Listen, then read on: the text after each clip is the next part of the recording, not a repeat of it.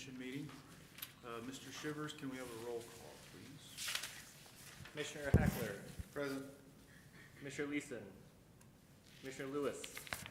Commissioner Long. Here. Commissioner McLaren. Commissioner McVeigh. Commissioner Stewart. Here. Chairman Tetrick. Here. Commissioner Watson. Here. We have a quorum. Thank you. Okay, we'll move on to item number 2 on our agenda. Has everyone had a chance to review the minutes? We've had 2 meetings on there that we need to approve, January 31st and February 7th. Any comments, questions, concerns, corrections from either one of those meetings?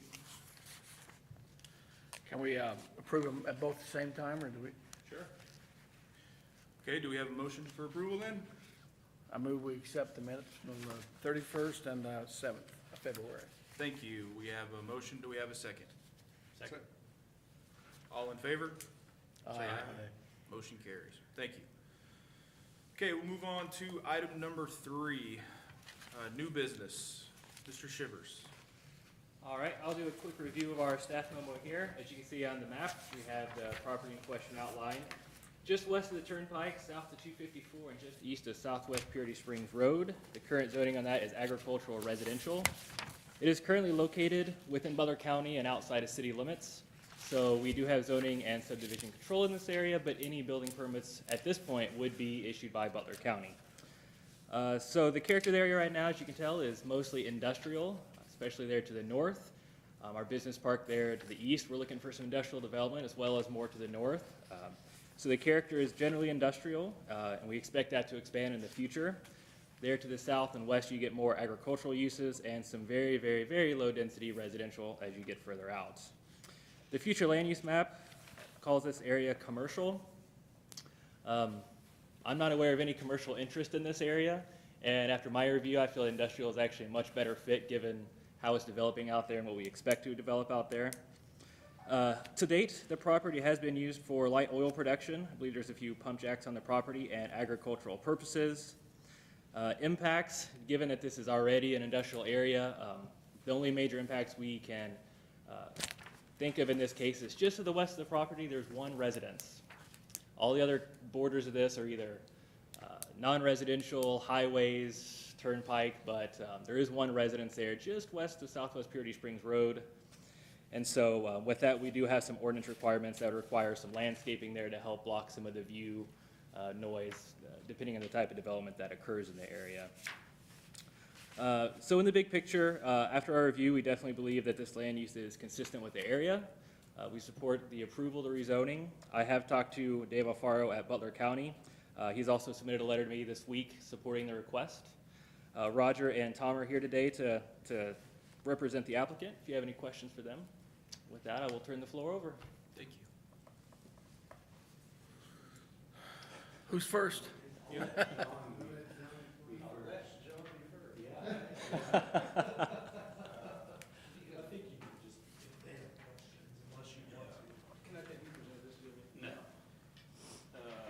let you guys look at that. I don't know how many copies. You can pass that down. Okay. This is, at this point, this is the proposed buildings that we would put out there.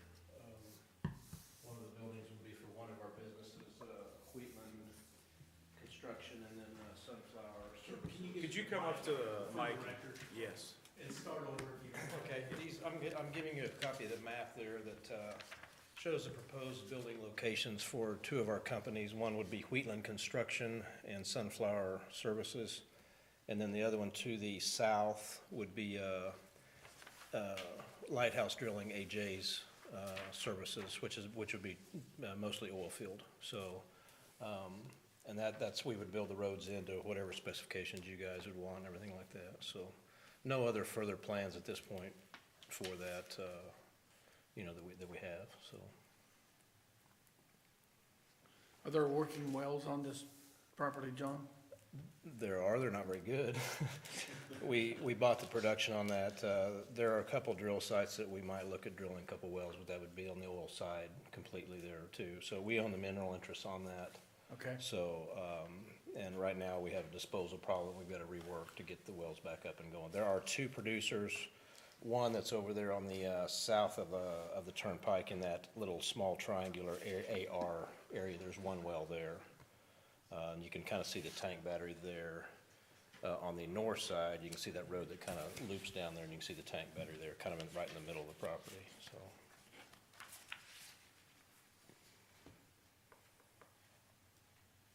And you're gonna connect to the city sewer system? Is that what this If the is city about? would like for us to, yes, we certainly can build a lagoon or do a lateral field. We do that, so we could do that one way or the other, whatever the city would require. And Jonathan may already know that, I don't know. He may have talked to somebody about that too, so. If you'd rather that we would, we'd be glad to. If you wouldn't, we can build, a lateral system. I don't know anything about that, I just read where it's on here. I've been speaking with Tom about in the future when it's developed, they would be annexed in order to connect to our city sewer system, which they would be required to connect to due to their proximity to our Right. infrastructure. And who pays for that? You do. We do. Thought I'd try. Anyway, no, I don't know. I'm just checking. I'm sure we would, wouldn't we? I'm not aware. Do you know, Scott? Didn't the state already run a line out there? Yeah, there already is a city sewer, there's water connections out there, for water mains. Being that either of the buildings would be within 500 feet, the state would require us to tap into the city sewer instead of building a lagoon or building any type of septic system.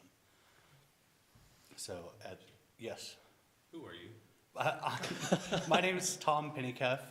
I've worked for the company for 5 years, and I'm currently the controller in the office. Okay, thank you.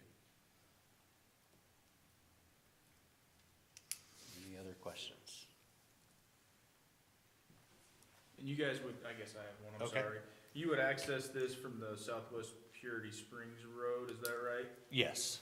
Okay. And would there just be one entrance for both of the buildings, or would there be? There's currently 2 driveways already on the property. One is at the very north, coming off of off of Purity Springs Road, where it dead ends there, and then the other one is right at the south border along that Purity Springs Road. About where your green line is on here? Yes, sir. Now, my understanding with I-1, you can have outside storage, Yes. and do you plan on having outside storage? As in like equipment, Brad? Yes. We would have vac trucks on the oil side, which would be a little bit more covered on the south end. We would have vac trucks, pulling unit, some drilling equipment, probably some racks with pipes, normal oil field stuff. Okay. Does that need to have a barrier between, that house is way to the west, though, it wouldn't be, I think with a tract of land this big, it's probably gonna come down to proximity, yeah, because we don't usually deal with a 60-plus acre tract right, and applying those landscape transitions to it. right. So it's ultimately gonna depend on how close they build to it. I believe if they're 1,000 feet east of the house and there's plenty of trees and everything, then there's probably no reason to enforce that. Right, okay, So it'll depend ultimately on the site plan when the time comes. okay. Is the road adequate? Is the road adequate to get in and out of there?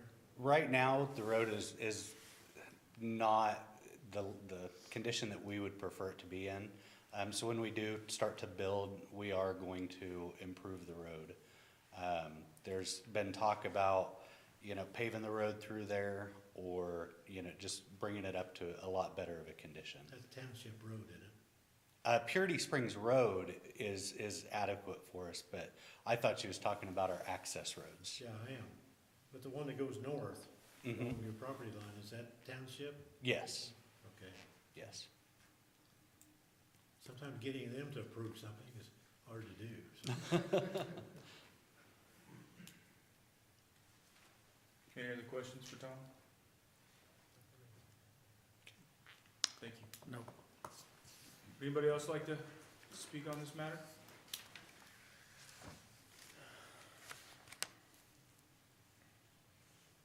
Any questions, amongst the commission? We'll share that since this is in the county, I sent out letters up to 1,000 feet away, received 2 phone calls, no opposition, no complaints, just curious neighbors. Sort of curious, if they, if they have city sewer and city water out there to be connected to their, two buildings, does that in itself, validate annexation into the city limits? I believe that would be a trigger, but I'd defer to Scott for that. Cause the reason why I kinda ask is, that, I mean, if the plumbing's already there, there's no real added expense to speak of overall. It, But it I would, it was- would really depend on how their development lays out and if they want to subdivide tracts amongst their different businesses and how they go about that. So that'll be yet to come. I guess my question overall is, if that is the case, where the city would be, annexing it in because of the connection to the sewer and the water, would that, impose upon the city any kind of burden to have, on the road leading to the structures, or that all on John for? You know, the road, if that was annexed, then the entirety of Purity Spring roads along their west boundary would then be in the city limits. We would have to annex that entire road right away. So then the city would take over maintenance of that road. But the actual access road to the buildings they're suggesting, that would be there. Unless they decide at a later point, hey, we want to plat this Oh, I see. and create a right of way and subdivide this into parcels. That's what I was curious Yeah. about. I didn't know if that was a city burden for the road if they annexed in or nothing. But do we need to know whether that sewer line's big enough to handle it or not?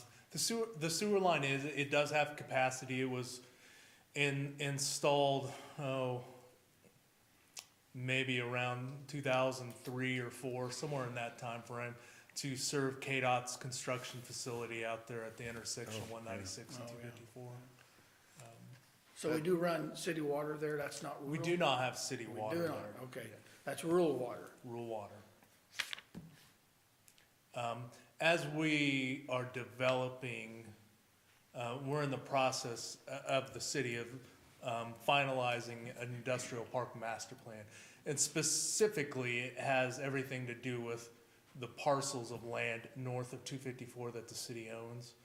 And a lot of this will come into play, how water infrastructure is extended, how future sewer to serve those areas will develop. But any type of development I think they're considering would not have an impact on our system. Thank you. Thank you. Any other questions?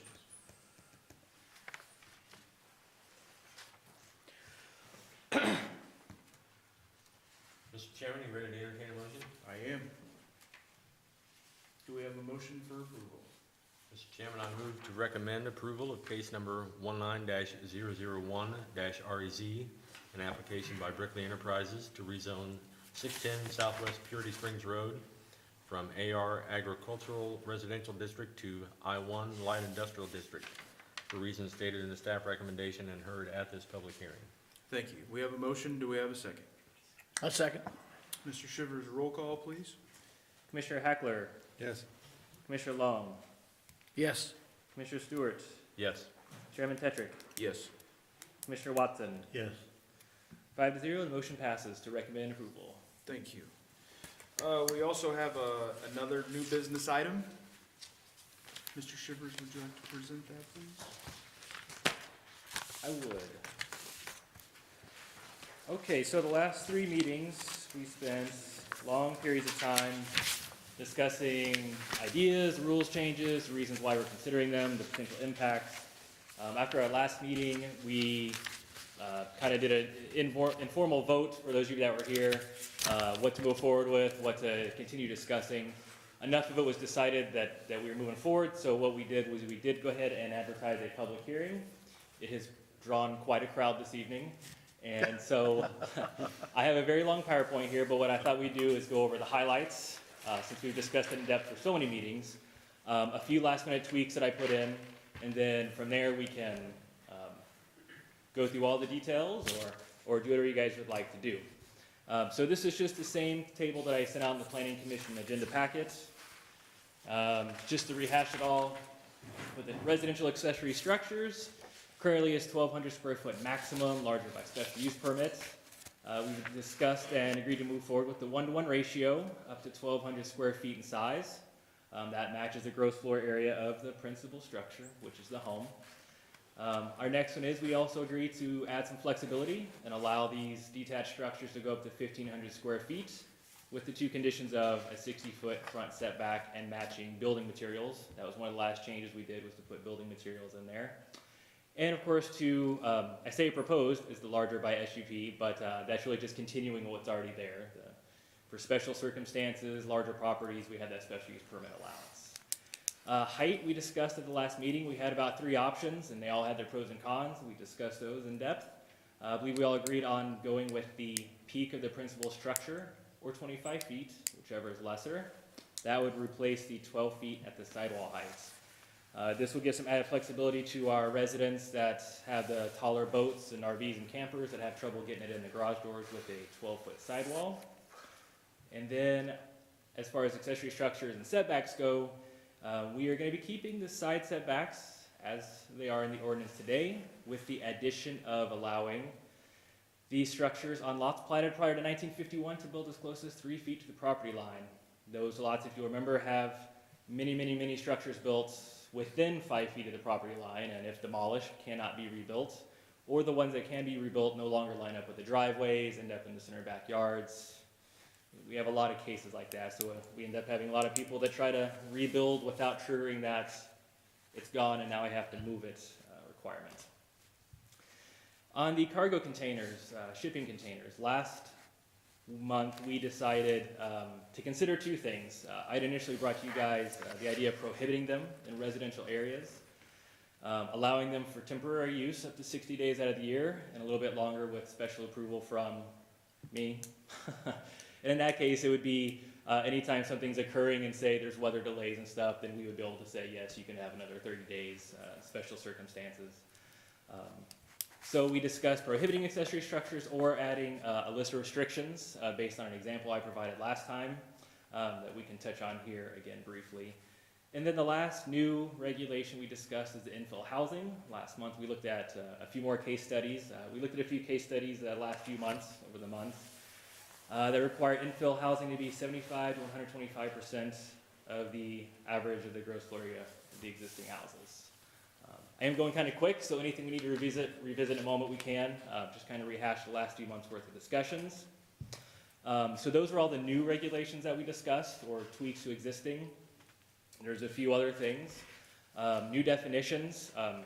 In what I passed out to you guys, and I'll show you in just a second, we will be adding a definition for shipping containers. That's not currently in there.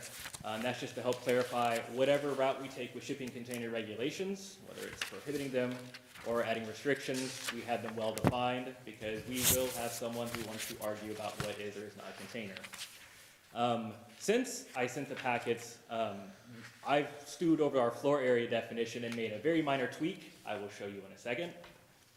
Bylaws, I don't consider that a major change. It's not necessarily an ordinance change that's going to affect the public. It will only affect you guys, and that would be to add a Board of Zoning Appeals representative. If you remember, the Board of Zoning Appeals meets 1 to 2 times a year. Those meetings are typically less than 30 minutes. You guys are so familiar with all this stuff from hearing me talk every month. I think you guys would be a great addition to it. And a housekeeping change that I added. Before I sent out the package, you may have seen it in the attachments. There is a paragraph that says when we annex a property into city limits, it automatically is zoned to R1, our most restrictive zoning district within the city.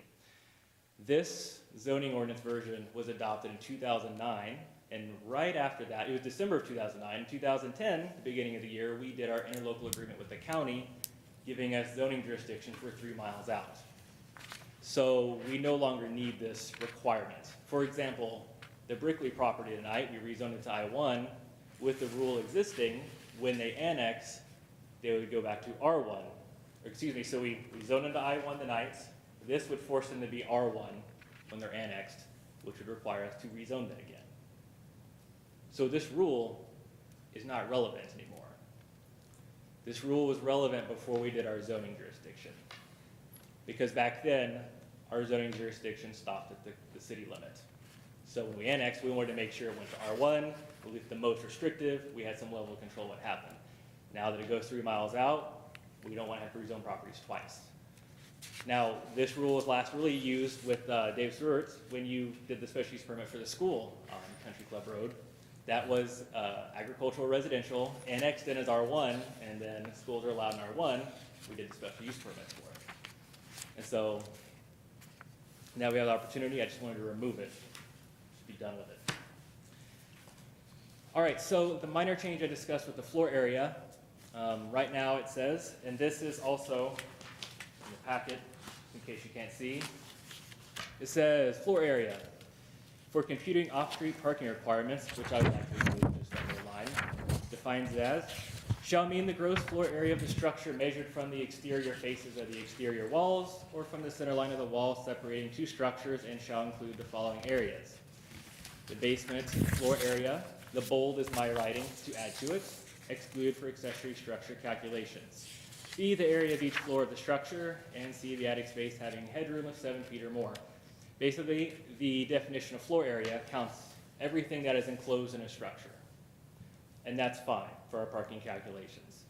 What I'm looking to do is remove that basement area so that when we look at our infill requirements, the 75 to 125%, I don't want to count your basement in there. We can't see it. So it doesn't, it's irrelevant. And so this is in the definitions, it's not in the text of the ordinance, just the definitions with that minor tweak. So tonight, where we left off last month is that we were going to decide on shipping containers, and Kyle and I believe another member, we were discussing with the infill development, do we add language that says larger or smaller by variance or special use permit? Kind of agreed to not decide, but to continue thinking on it. With the shipping containers, I did a whole lot more research last month as far as what cities are doing around us. My first pass, it was about 50-50. Some were regulating, some weren't, and the ones that weren't were interested in doing it. And this is strictly shipping containers in residential areas. So with the numbers I put together, we have 10 cities in Kansas that have prohibited them, and I've got a list of 4 that are allowing them. To give you an idea, this is a typical list of cities that I go through when we review ordinances. So to give you an idea who's prohibiting them right now, we have Hutchinson, Derby, Emporia, Topeka, Hayes, Olathe, Gardner, Lenexa, Winfield, Garden City. Some of the cities that are not prohibiting them would include Lawrence, Dodge City, Pittsburgh, and Salina. Did not look at Wichita, I did not look at Kansas City, because if you've ever seen their code books, they're about 1,000 pages long. So that's a little bit extra information on that. And I have all the text in here. We don't have to go through it tonight. It's the same thing that you have. But I did put up all the text that I've added. Your packets that you got in the mail have the original paragraph I put up. Would allow shipping containers temporarily, and it prohibits them as accessory structures. I also added an or in there and threw in a list of possible restrictions based on an ordinance we looked at last month. As far as regulating the condition of it, that they can't be stacked, the size of land that you can have, how many containers you can have. So with that, what are you guys thinking? Do we need to open the public hearing even though nobody's here? We can do it right now, we can do it as long as it's done by the end of the evening. With our, Whenever you want to do it, it was after you presented, so we can open it and Oh. close it. let's go ahead and do that then. Okay, at this time we'll open the public hearing. Would anybody like to speak? Scott, do you have any thoughts? It's too bad the camera doesn't show out there so people can see what we're talking to. Negative, Ghost Rider. Okay, since there's no one like to speak, we'll close the public hearing. Any discussion amongst the commission? Well, I think the stipulations you have here are pretty thorough, and would suffice for me. I guess the only question we have is, do we do it or not? Do we allow it or not? Yeah, I mean, we don't regulate it, we prohibit it, or we place restrictions on it. Yeah. So,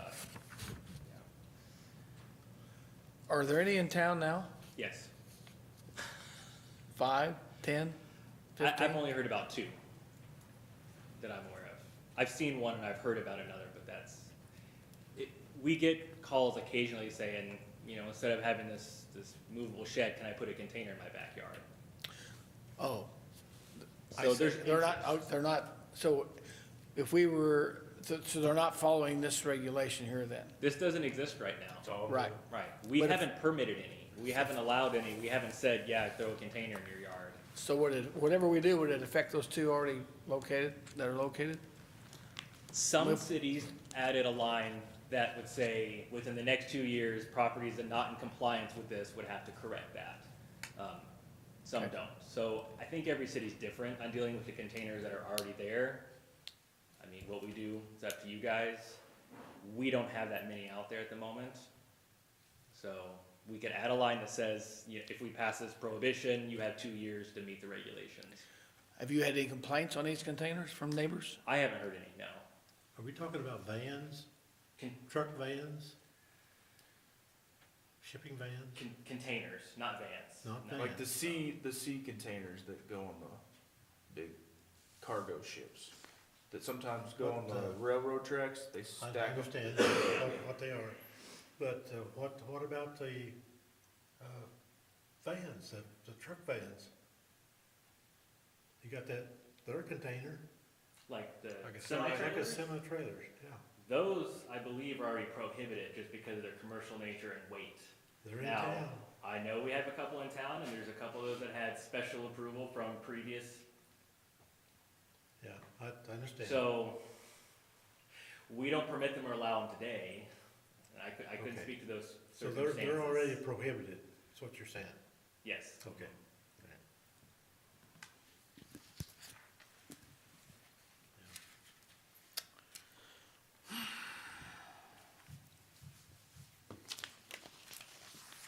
I vote no.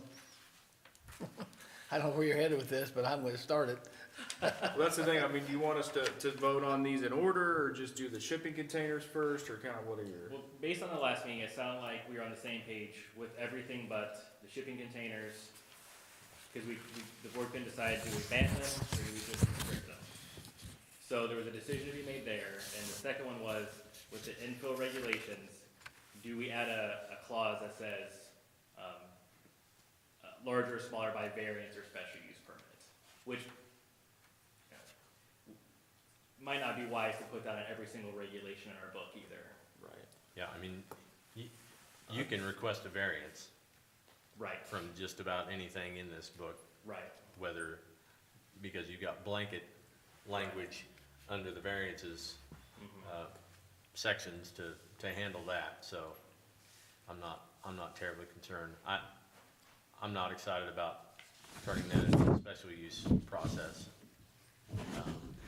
Guys, I just need to get you to where we're meeting every month, every year, okay? That's what it would be. I'm with him, I think the way the language is now, I think it's fine. Okay, on the infill, Yeah. okay. I mean, I don't, that we need to. Go I'd ahead. like to be clarified on something on this stuff before we go. How that setbacks, where you got, under residential accessory structures, Mhm. where it's mentioned the lots that were planted before, 1951 or something? Mhm. Were all of them 50-foot lots before that? Some were 40. We have to all the way down to 40-foot lots. But there was nothing bigger? Not very many. I'll show you, I have a lot of slides here. This is one from last month. This is roughly the areas, the plats that I've identified before 1951. So when you think about when you're driving through these neighborhoods, how thin and tight the lots are. I agree that Yeah. they're there, yeah. But what I'm wondering, how many bigger lots was it? Is this gonna affect those too? If they had a big lot back in, or can they go within a 3-foot deal? Yeah, it would apply to them as well. Okay. In my experience, when you have a larger lot, many people they don't want to push their buildings next to the Right, property line. right. Usually it's Yep. just because they have to fit it back. And a lot of times you might have somebody that bought a lot and a half, but the lot next door to them might be the smaller size, so, you Right. might still have to do that, so. Right. Uh, And the current minimum on before 1951 is 5 feet. Yeah, okay. The other thing I was wanting to be cleared on, On that residential accessory structures, on the square footage that's on this sheet here, at the top. Are we voting on one of those to do tonight? It's a package. We can, All three of them go together, is what you're saying? yeah, I'm gonna flip back up here to it. So, all of that in green, the top part where it says the three proposals, 1-to-1 ratio, the 1-to-1 ratio, and the larger Right. SP, I consider that kind of a package accessory structure deal that we've been discussing. I Okay. mean, If it's a we can- package, you got that 1-to-1 ratio up to 1,500 square feet with 60-foot setback. Mhm. Okay. Describe the setback. Well, how many feet is actually, how much from the curb line, how many feet back is that? I'll give you an idea. Do you have the 25-foot? Here's an example of what we looked at last month. The normal front setback for R1 is 30 feet. So what we're saying with that rule is that you can go bigger, but it doesn't need to be up on the street with the houses, is what the intent of that is. You can go bigger, but you can't what? We're allowing you to bypass the special use permit to go up to 1,500 square feet. If you can match the building materials of your house, We're talking what's about the building, rule? building behind. And Yeah. then you would be approximately 30 feet further back. Yeah. Okay. Mhm. They have to have the house first, is this true? Yes, The house has gotta be there first, yes. okay, so, Now, this is an option to bypass the special use permit. If you want the 1,500 without those requirements, you can also ask for a special use permit and make that case. so I guess what I'm getting at, if you got a house built, they could build that building right up against the house. Well, if it's There's a 60 foot, 10-foot separation. if it's 60 But, foot from the front, right, mhm, okay. yeah. That doesn't include the 30 foot? Is that 30 foot plus 60? If you're building one to that size, going by this method of bypassing a special use permit, your house would normally be at 30, the garage would be at 60, or more. As you guys have known, we've approved many that are 1,500 square feet that are actually 100+ foot back Yep. on the deep lots. Yeah, and I think what Gerald is asking is, it's not 30 plus 60. Oh, right. It's not 60 additional. It's Oh, just sorry. 60 total. Yeah, Sorry, that's- yes. That's really Sorry, I what- misunderstood. Yeah, and it's a 60-foot front yard setback. Yeah, So on your diagram, that first yellow line would be 30, and the pink line would be 60. Yes, is sir. represented. so if you're just building up to 1,200 square feet, you bought the lot next to you, you could build as close as that yellow line to the road. If you wanted to say, I want 1,500, I don't want to come to the board, then you'd build at the pink line. Yeah, And you'd match the building materials. Yeah, does that say And that that would in here? assume you've got 1,500 square foot of matching square footage in the primary structure. that's correct, yep. But it's just the 1,500 square feet that has to match the building. Yes. Okay. Yeah, the 1,200 to 1,500 range, bypassing the Right. special use permit. yeah. Right, up to 1,500. Yeah. If you want the 1,500 without the building materials, it'd be right here. And I think I'm comfortable with those provisions. I'm still not thrilled with the height discussion. Of course, I missed that January meeting that a lot of this discussion took place in. I think we also talked about it in the December I meeting. think we did, yeah. So do you want us to vote on the square footage part to get that one checked off, and then we can discuss the height I thought issue? this was a whole package. Well, I thought Like each you- one was we- a package. As Like, far as, when I mentioned package, what I was referring to was just the first three that applied to square footage. that's what. Oh, okay. That's what I meant by that, Okay. yeah. Yeah, that's. So we can proceed however you guys would like. A chunk package line by line, if you want, a final wherever you guys would like to go. So we can vote on residential accessory structures, and then we Yeah. can move on to the other two. Yes, sir? Yeah. But under the residential accessory structure, there would be three parts, right? Square footage, height, and side setbacks. Yes, sir. So you could vote on all three, you could just go one at a time. Depends on how good you guys are feeling. I mean, I guess we could discuss the height one and, get to where we can vote on all three of them and just wipe that part out. Yeah. If you guys have not a problem with that. That's good. Okay. said you had some concerns about the height. Yeah, I do. As I've said in previous discussions on this, I still feel like the accessory structure should be subservient to the primary structure, both in scale and in height. I think we've got the scale part with regard to the footprint pretty well ironed out, and I like where that's headed. And the language specifically says here, peak of principal structure height or 25 feet, whichever is lesser. And I'm concerned about being able to match the peak of the principal structure height. My other concern with that would be, again, with a 1,200 square foot, let's just go to a square footage that would be allowed by default. 1-to-1 ratio is acceptable. 1,200 square foot is acceptable. So you're at a 30-foot, potentially a 30-foot, give or take, setback. And then my concern becomes, if I've got a structure height peak on the primary structure of 25 feet, and I take the peak of what I'll call it doesn't matter if it's a metal building or a pole barn but an accessory, less than residential style of building, you could flatten that roof pitch tremendously compared to the home, and wind up with sidewalls that are much higher, and would again become, I think, could potentially become an overwhelming scale of the accessory structure to the primary structure and still meet these regulations. So you could have a 25-foot peak on the accessory structure with a 1 in 12 pitch on the roof. That scale is going to be significantly different than matching the pitch of the primary structure up to 25 feet at the peak.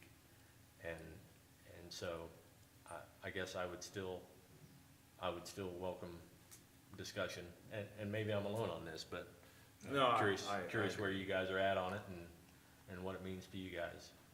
I agree with what you're saying. I guess I'm just not sure how we could put the verbiage in there where it wouldn't be too confusing, is what I worry about. Because I mean, how do you match the peak, the slope of the roof of the house? Could you have language in there that was, I mean, if you're thinking about a pole barn, somebody wants an RV to park in it, obviously 12-foot sidewall's not gonna cut it. But if they did 14 maybe, that could squeeze a normal RV in that garage door. So if we had language that said, sidewall of accessory building shall not exceed, height of residence plus 10%, because at that point, they can't build it all the way up to the full 25-foot maximum height and do a flat roof on it. Right. And that would ensure that it's gonna have a pitch on it. And they can build it tall all the way up to 25 foot if they want to, but it's gonna have a pitch because the sidewalls can't exceed 10% more than what the house sidewalls are. Well, and I guess as part of the discussion, I mean, commonly a residential structure, the allowable height is actually measured to the midpoint of the pitch. So you've got a pitched roof like this. The ordinance, even the building code for that matter, recognizes that measuring it to the peak is not fair, measuring it to the ridge is not fair. So when you're looking at the face of that sloped roof, the midpoint is by definition the allowable height or the declared height of that building. And so it seems like we can and maybe even should keep that language in similar terms so that you're not trying to translate one particular height for the residents and another different type of height designation for the accessory structure. And how we determine how much lower, if it should be lower, it is. You could even go so far as to say, match the roof pitch. On occasion, you'll have different roof pitches on the same house, but that's pretty rare. A lot of the trusses are the same. Right. So I guess in my mind, I become less concerned about a differing roof pitch if I know that the peak of the accessory structure is at the midpoint of the slope of the primary structure, for instance. I'll just throw that out there as a suggestion. And again, we also need to consider that there's, you know, it's largely different between a single-story residence and a two-story residence. I think the cap, the 25-foot cap, whatever that number needs to be, recognizes that.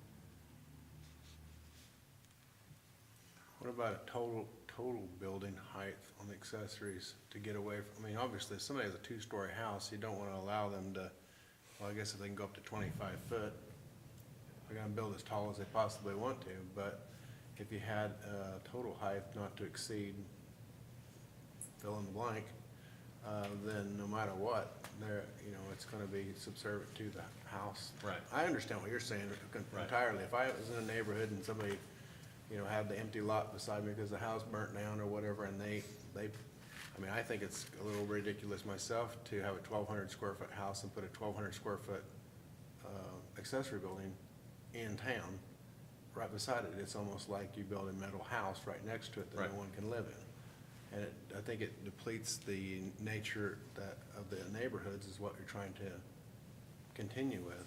That's kind of what this is all about, isn't it?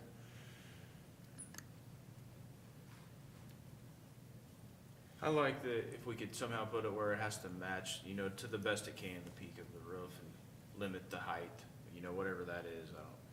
You know, if you do it from the midpoint, I don't know, that would be 25 feet, you know, probably be less, I guess. Yeah. 20 Well, feet. I don't Yeah, know. I could get comfortable if the peak of the accessory structure did not exceed the defined building height of the primary structure, which would be the midpoint of the primary structure's pitch.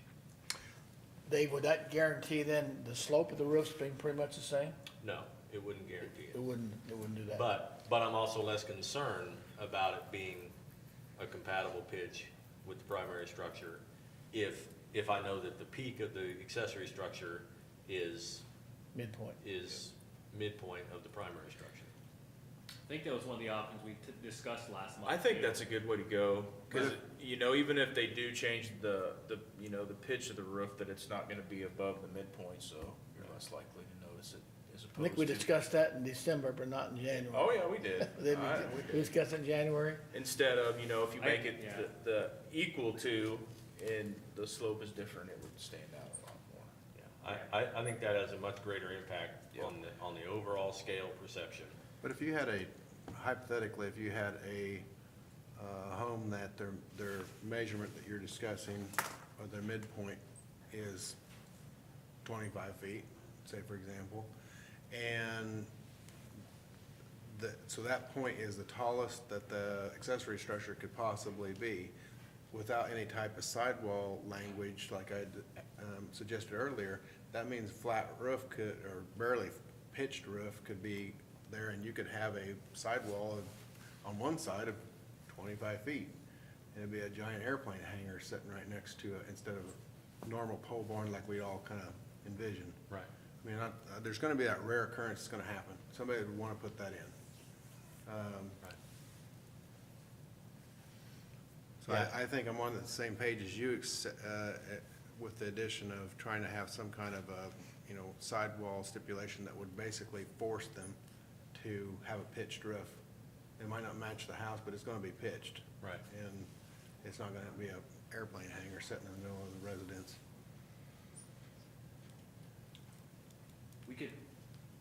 Well, every pitch is, you had an idea, I mean, we can add something that says matching the pitch of the house, you know, the average pitch or something along those lines. I know when you mentioned that. And then hopefully we take away that. You know, or you could always say what he said, and then with, you know, the 25 feet or less, and then your sidewalls can't be more than like 14 feet. Because 14 feet would cover almost tall. all the RVs, and it still Yeah. wouldn't look that terrible. Yeah. Yeah. That was Yeah. most commonly what was asked for height-wise, was having the 14-foot sidewall. Most of them are in between 12 and 13 feet, so it gives you a little extra room, and, you know, that would, it would cover all the bases, but it'd still let you build something up to, you know.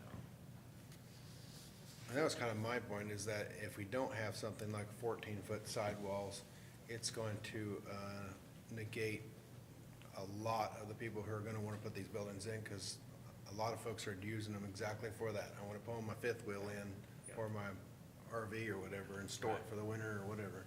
Well, and I think one of the other interesting aspects, you know, in a pre-engineered metal building, if you use the end wall for your tall door, because you're using steel instead of wood trusses, that clear span gives you a lot more clearance. You're not beholding at that point to the sidewall height for the overall clearance, because you're using steel to span, at which point your end wall could be much higher to allow for that entrance. I think the only problem with that, though, is from somebody who's been looking at buildings for my own purpose, the prices on red iron buildings versus pole barn are astronomically different. Oh, absolutely. So I think the Yeah. majority, I would think that the majority of the people who are considering, that are in town, are gonna be looking at the least expensive but best looking building I can get, and I don't Sure. see a lot of them doing red iron. Sure. And I want market forces to Yeah. stay in place to dictate how that develops for anybody. Right. And above all, I wanna make sure that we're not a design review committee Right. that is trying to prescribe exactly what an accessory building has to look like, you know. Some cities are there, but we're not there yet. Too many cities are there, I can assure you of that. There's a lot that require these accessory structures to match the building materials of your house. And some say the general building materials of your neighborhood, Yeah. depending on the town, so we're still Yeah. pretty lenient. So, Well, with what you're saying though, wouldn't that make you use heavier rafters to be able to, if you're gonna 12 feet, and you gotta come in and come up 14 so you can get that bus in, then those rafters going across, well, now I'm at the head. The one's going across, that's not the rafter, but the right. ceiling Well, joists. Yeah.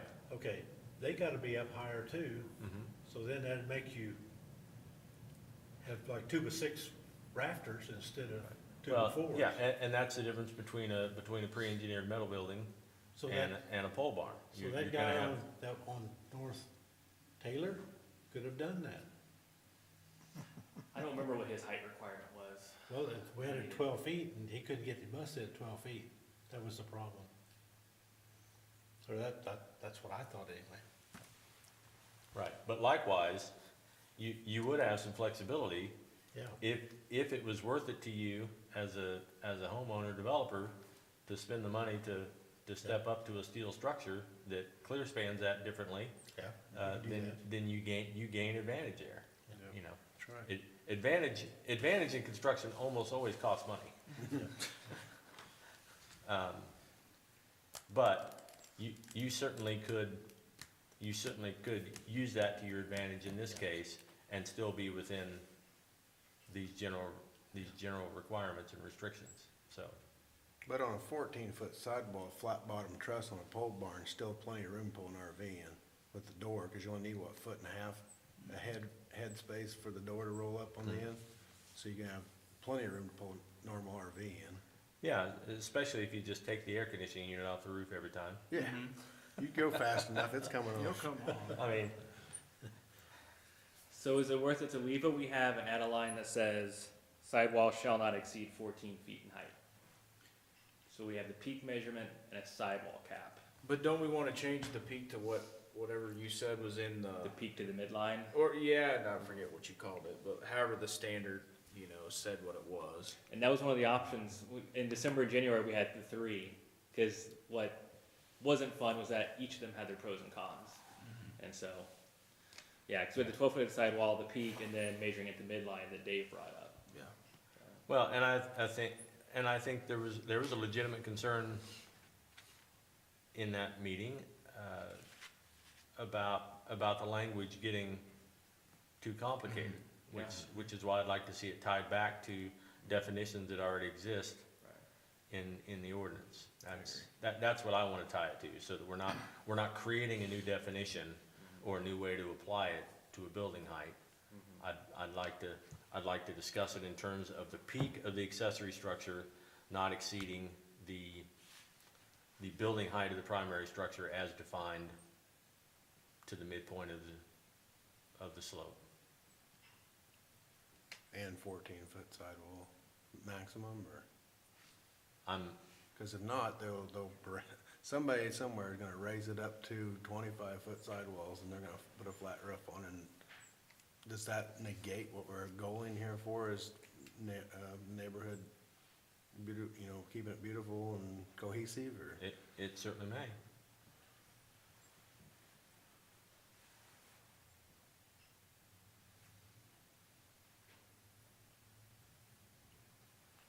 Yeah, and again, to be clear, I'm not trying to drive this ship necessarily. I think we can help this, language a little bit, so. Scott, I'm not sure, why do we need a 14-foot sidewall? Why do you keep insisting on that? Well, the reason why I was pointing that out is because if you had a maximum of 14-foot sidewall, it enforces anybody who's building, say, a 25-foot tall at the peak building, they have to put a sloped roof on it. They can't build a 25-foot sidewall sloping down to 22-foot on the other side, and it would be a giant monolith sitting next to their house that has a pitched roof.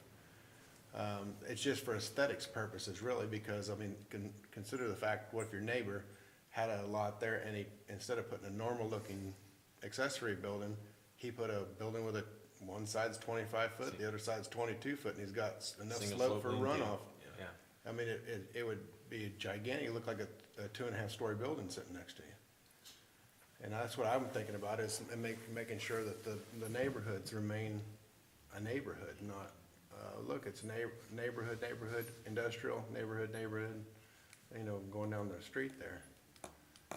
But I don't think there'd be any complaints about somebody had a building with a 14-foot sidewall to give them enough height, so a standard wood flat-bottom truss would give them enough height for the people who want to build these buildings to put a giant door in there in the end that they could pull like an RV or whatever they want to do with it. That's a pretty tall building. Yeah, so I guess maybe the discussion is, do we restrict the sidewall height, or do we ask for compatibility with the primary structure roof slope? Yeah. I think either one would get it done, honestly.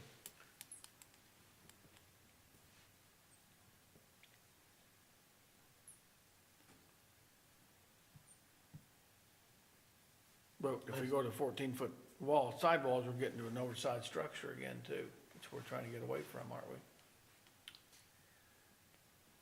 Well, they're trying to be able to get those campers in them, that's what the But deal if they is. have a maximum of the principal structure height, whichever's lesser, they wouldn't be able to build a building that's taller than the house anyway.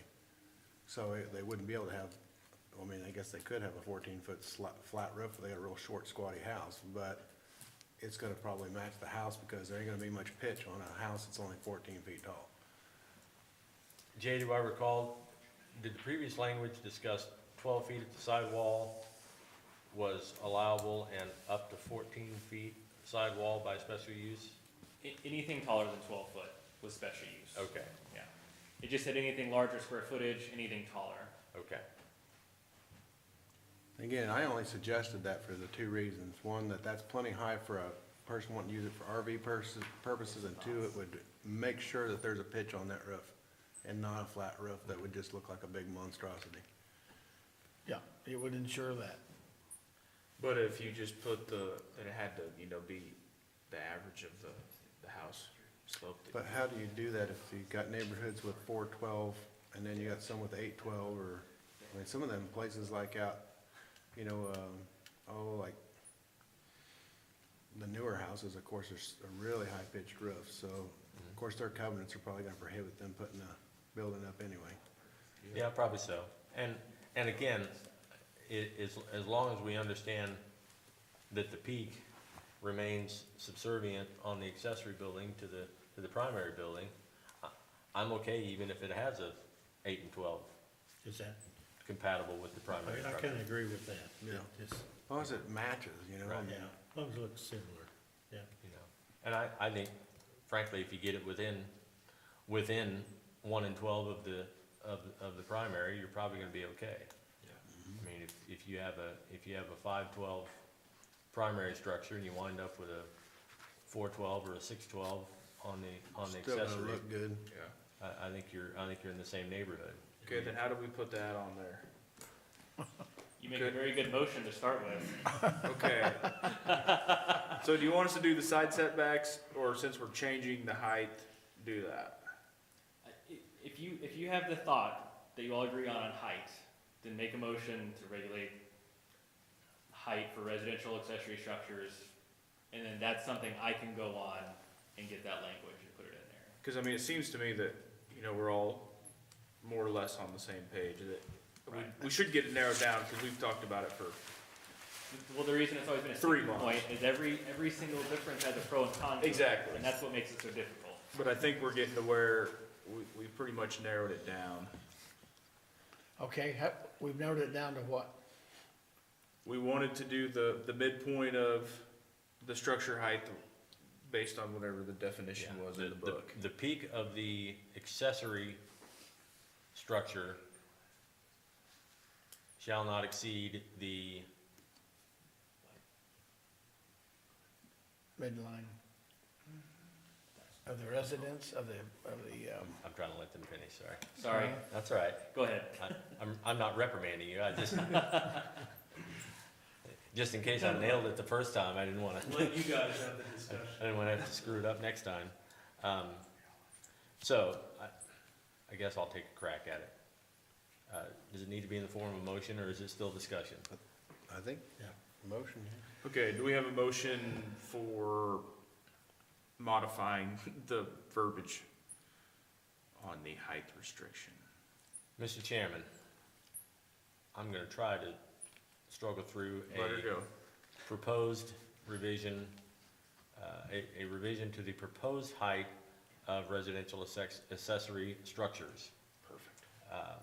whereby the peak of the accessory structure shall not exceed the midpoint of the slope of the primary structure as defined by, this is in parenthetical, kind of aside, as defined, already defined in residential code or your zoning ordinances, with the slope of the accessory structure to be compatible, parenthetical, plus or minus 1 and 12 from the primary structure slope. That sounds good. Okay, we have a motion. Do we have a second? Second. Roll call? Do you want to roll call that, or you just want to say? I don't know, do we need roll call? I don't think so. Okay, all in favor, say aye. Aye. Motion carries 5-0. Do you have something? you're gonna need a bigger box. Yeah. But I think it covers, I think that's very good language. You're dealing with those slopes, you're addressing that, and then that midline. yeah. I think Yeah. that's gonna be good there. And the thing with these, there's not gonna be perfect rule for every situation. And that's why you guys exist as a board to review these as issues come up, or a variance, or what have you, so. But I think that gives a lot of flexibility, but it'll keep it uniform to the house, so.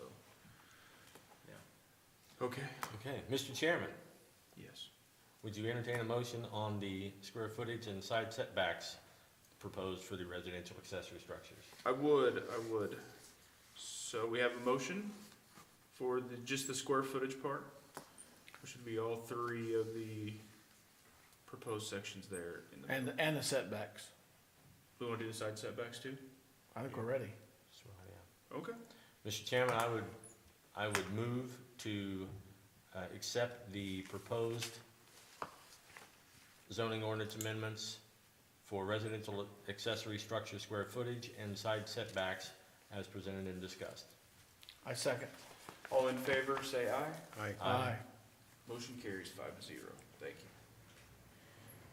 Okay, do you want us to go ahead and move on to the cargo containers? Is that okay? Yes, sir. Okay, perfect. And these are individual or like the two are together?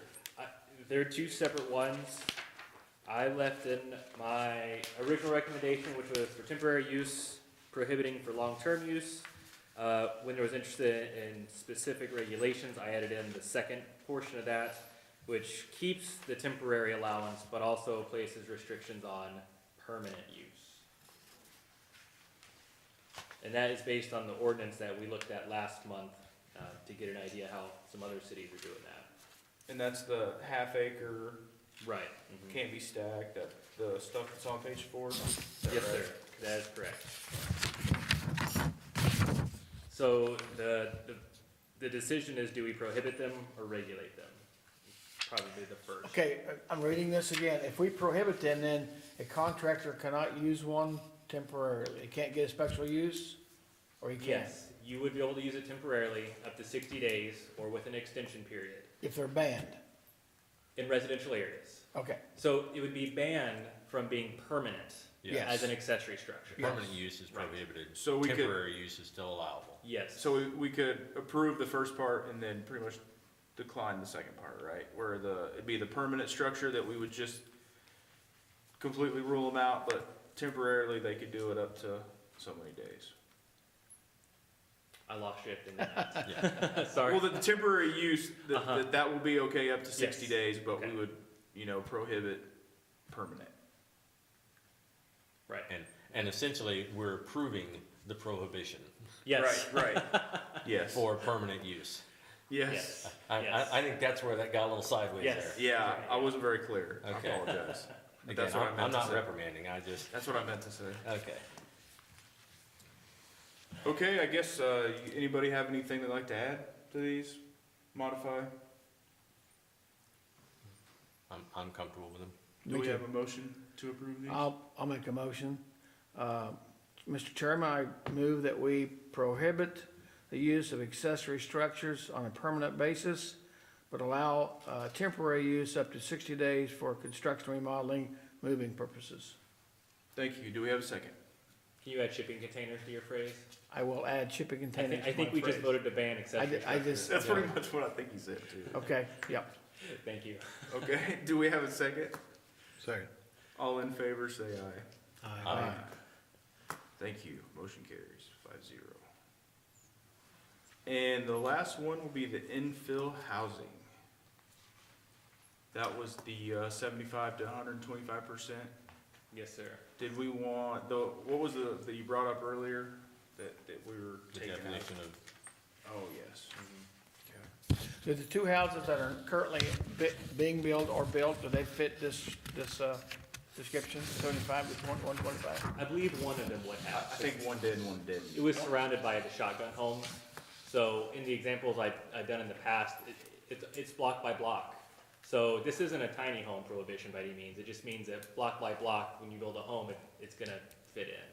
So the second tiny home that's built would fit in. It would meet this requirement.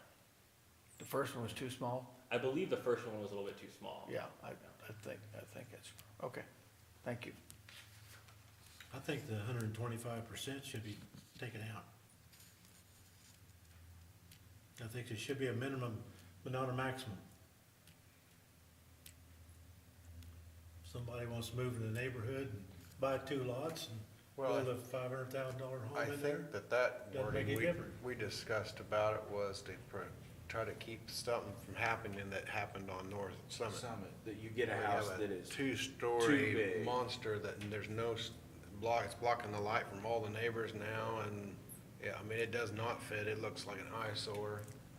And it's, I mean, I understand what you're saying, that someone built a $500,000 house, but there's a difference between that and the people who will buy a lot in a neighborhood who has no $500,000 houses in it, and they're not gonna put a $500 or $1,000 house there. They're gonna put something like what happened on North Summit.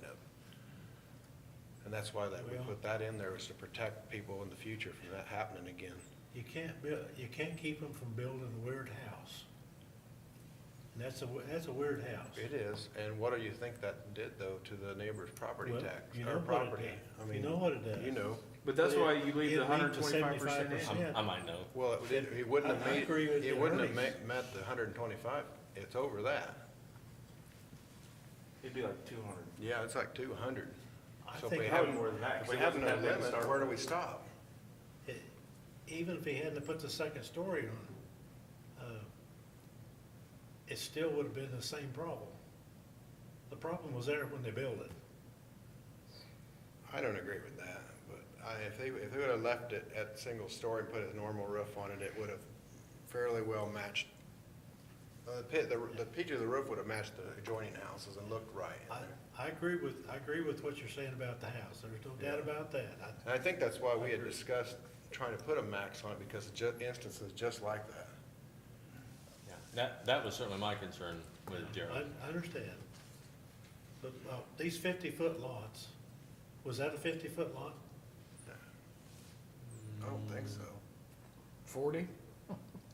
It not very probably wide. is around that 50-foot range. It's not very wide. It's yeah. not very wide. And again, this is looking specifically at infill, so, you know, if someone wants to build that structure, there's nothing to say they can't go out on green space, previously undeveloped, and build whatever they wanna build, as long as it meets the zoning ordinance, and if there is covenants, it meets those as well. I don't think there's a pill for stupid, but anyway, I think it's gonna Not happen. many shots either.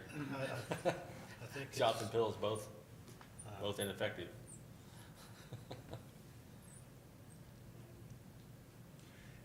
And really the reason we brought that is there's been that case you all are talking about, and a lot of your comp plan and stuff talks about protecting neighborhoods, looking at the scale and the context and how things we do, you all do as a zoning board, how that affects the neighborhood.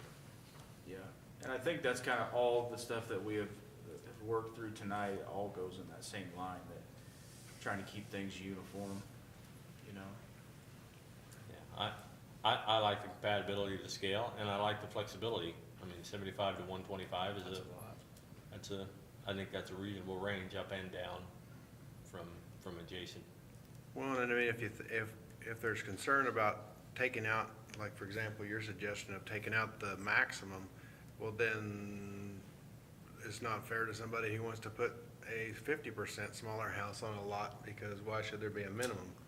I should be able to put my, 500 square foot house next to that 1,600 square foot house next to it. And so it's all about neighborhood protection, I think. Because like I said, no one's gonna put that super fancy, nice two-story house in a neighborhood that doesn't have one in it now. They're not gonna want that lot. They want a lot that's 120 feet wide and is north of the high school. well, the only thing I come up with is, say you had a whole row of these shotgun houses. You're stuck with them. Nobody can go in there and buy a couple of lots and build a nice house, because it'd be over whatever. You'd be eliminating improvement of the area. And that's kind of what I'm looking at. I'm not saying keeping the neighborhood consistent is good. There's no doubt about that. But, if you got an area that's, not very good in value, I'll put it that way, and you're trying to upgrade it, you could have a problem with it. And that's, other than that, it's okay with me. And Gerald, in the beginning, we discussed, at the last meeting, there was an interest in maybe adding a clause that said, or by special use permit for special circumstances. And David reminded us in the beginning of the meeting, we have variances for situations. So if it's truly a special situation, someone wants to buy up a string of these small homes and redevelop, then there's an avenue to do that. Okay, To ask that variance and say, here's why this should get an exception from the rules, yeah, okay. because this is a special case. And then, that would have a Okay. public hearing where the other homeowners could come and voice their concerns. Yeah, yeah. Right. I think. Okay, Does that get you in a better place, Gerald? yeah. Okay, good. Do we have a motion for approval?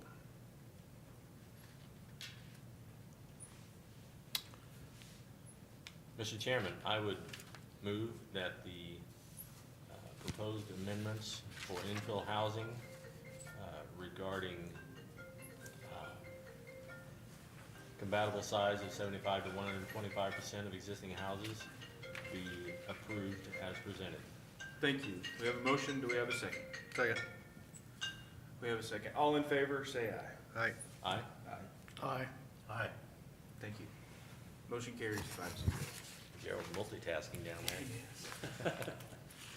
I thought Scott was still on the vote.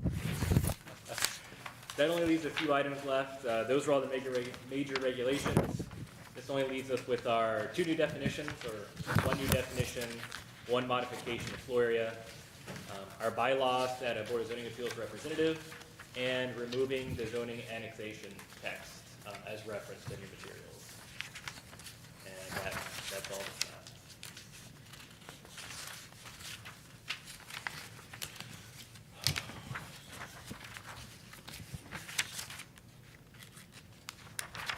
Floor area definition is on page 3 of the handout, question mark. I can't find it. Page 6, isn't it? 6? Top of 3. The highlighted portion. Yep, there's a short phrase that's marked out and 1 small phrase added.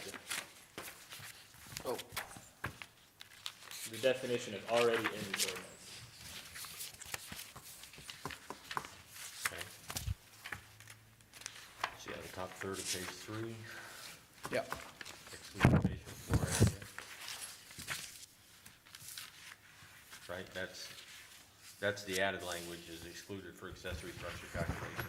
Yes, sir. Basement area, basement floor area excluded for accessory structure calculations. And then you eliminated for computing off-street parking requirements. This- I This haven't allows found- floor area to be used as defined across multiple. Floor area is not referenced that often in here, because that piqued my curiosity, so, Yeah, yeah. okay. And we don't need the computing the off-street parking. I mean, that doesn't affect anything if we strike it. The parking refers to floor area, so I don't know why that line's in there. It directly references this definition when calculating, Okay. so. Well, if we have no other questions, do we have a motion for approval? To accept the changes? I move we approve it. Approved. Move. You guys wanna do the whole group together here? And we- If that's something that's acceptable, We'll go- certainly, we yeah. could- Okay, let's do Yeah. that. You want to just go through all of them? I mean, we can Say debate the shift, definitions as presented, the bylaws as presented, And and the- the annexation as presented Yeah. by staff. Yeah. Okay. So which page is the shipping container definition on? All right, so floor area was defined on page 3, and the shipping container is at the bottom of page 4.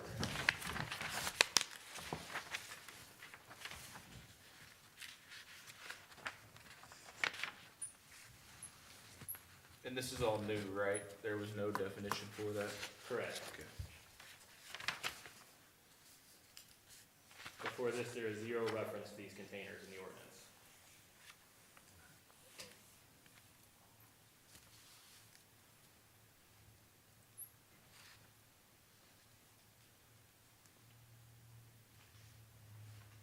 I'm not so sure that pods are steel.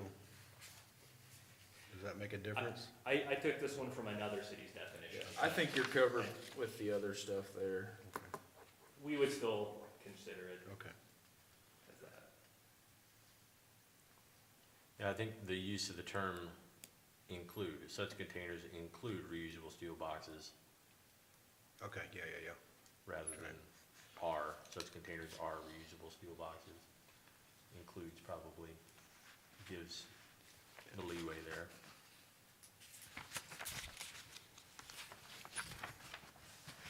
Okay, I'm comfortable with that. Me, language. me as well. Okay, Okay, do we have a motion for approval of the two new definitions? Mr. Chairman, I move that we approve the new definitions for shipping containers and the update to the floor area as presented here tonight. Thank you. Do we have a second? Second. All in favor, say aye. Aye. Motion carries 5-0. Okay, we'll move on to the bylaws. Yep, those changes are on page 1 and 2. The only changes will be in point number 2, where it just says the commission shall elect a chairman, vice chairman, the language will add is, and a board of zoning appeals representative. And page 2, point number 4 at the top, just defines what that position is. So they shall attend the meetings and report back in summary.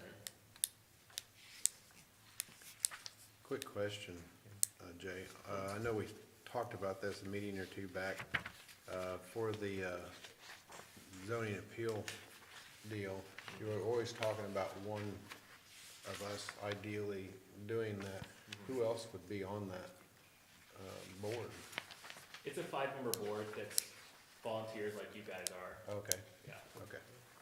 yeah, appointed by the city commission, just as Okay. you guys are. I'm just curious if it was, how it was made up. Difference now would be that one of us would hear the case here and then would potentially hear an appeal. Maybe be able to shed some insight to the appeal board. Correct. We've only had one case that has been to both boards. Usually, the cases that they review are nothing that you guys have seen for the variances. The only case that's been to both was a special use permit for the RV park east of town, because they asked for a special use permit here, and then they asked for a variance on part of their paving requirements. That's the only case in the last 5 years I'm aware of that actually went to both, for different things. of Right. course. But variances automatically go to the Board of Appeals, For correct? zoning appeals, yes. Board of Zoning Appeals. And they also hear appeals, if someone disagrees with a determination I've made, they can file an appeal and go to that board and say that I've made an error, and they hear that as well. What about a case that we recommend, whatever our recommendation is, goes to the city commission makes their decision. If an applicant still does not agree with the determination, do they go to this Board of Appeals or do they go to court? Court, Okay, yeah. So there shouldn't be any overlap. okay. That makes me feel a little bit better about it.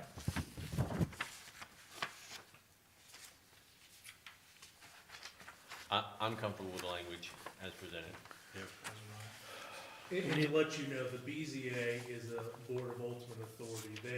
They make the decision, and it's them solely. It does not go on to the city commission. Is there any training for that? A meeting, I mean, What I typically do is, like, when we have new members here, like, Scott, you might be our newest member, I invite him in, we go over the ordinances, what their job is to do on the board and stuff. I give the crash course, and then every few years, we try to bring in someone, like we had PEC a few years ago. We had Scott Danicky here, and that was a joint training, because we had Board of Zoning Appeals members here, as well as the planning commissioners that were current. and your length of term? I believe it's 3 years. It's the same as this board, I believe, the rolling 3 years. But in this particular instance, you would be only appointed for 1 year, and just like the chairman and vice chairman, you guys would elect. Roll over? Yeah. Yeah, okay. Okay. Do you need a motion? Yeah, do we have a motion for approval of the amendment to Article 6? No. Article 2. 2. Of the bylaws. Yes.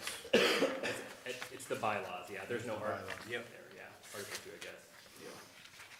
Mr. Chairman, I move that we accept the addition or corrections to the bylaws as submitted by the city for the Board of Zoning Appeals representative. Thank you. Do we have a second? A second. All in favor, say aye. Aye. Aye. Motion carries 5-0. All right, the very last one is on page 6, the last page of your packet. Down there, and it's printed in color, so it looks like it's printed in gray. That is the paragraph as it is in the ordinance today that we would remove.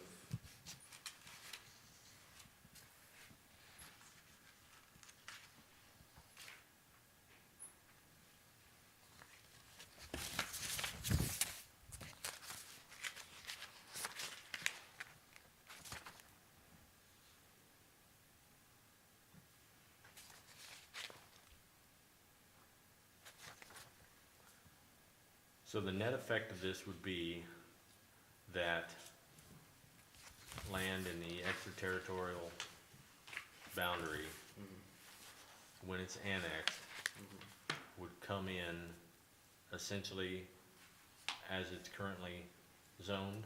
Yes. Are So- there enough differences between particularly the ag designations and, is there enough compatibility between the county's zoning designations and the city of El Dorado's zoning designations to make that seamless? Yes, and that was actually done back in 2010, the comparison, the crossover, whatever the best term is. And most of it is either AR, which is minimum 40-acre lots, low density residential and agriculture, or where we have the I-1, which is, the refinery area, the Right. property we did tonight. Right. So Okay. the ordinance likes to refer R1 as the most restrictive, but the AR is actually by far the most restrictive, but we don't have it within city limits.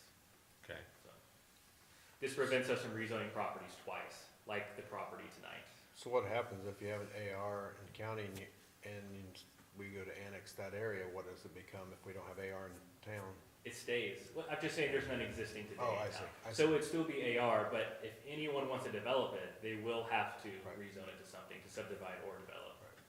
Okay. And then it would be right here before I thought you guys. meant that we didn't accept AR in the city. Oh, no. Not that we didn't have any already. Yeah. Okay. Like I said, this was adopted just months before our agreement with the county. So when we adopted this, our jurisdiction stopped right at the city limit. So when we annexed, comes in as R1, we had full control over it. And in the case of some subdivisions, we wanted to come in as R1, so Right. got well sometimes. Okay. And there, the Butler County doesn't care that this changes, because it doesn't affect them. This doesn't affect them at all. Do we have a motion for approval to remove the text that's shown in red? Mr. Chairman, I so move that we remove the designated text as stated in Article 4 of the bylaws Thank you. Do we have a second? Of the zoning ordinance. of the, of the zoning ordinances. Yes, sir. Thank you. Second. Thank you. All in favor, say aye. Aye. Motion carries. Annexed land text. All right, I'm gonna distribute another packet for the next part of the meeting. I'm just kidding. Turn to your chair. Do we have a motion to adjourn? So moved. A second. Second. All in favor, say aye. Aye. Thank you. Meeting adjourned. Thank you. Thank you, gentlemen.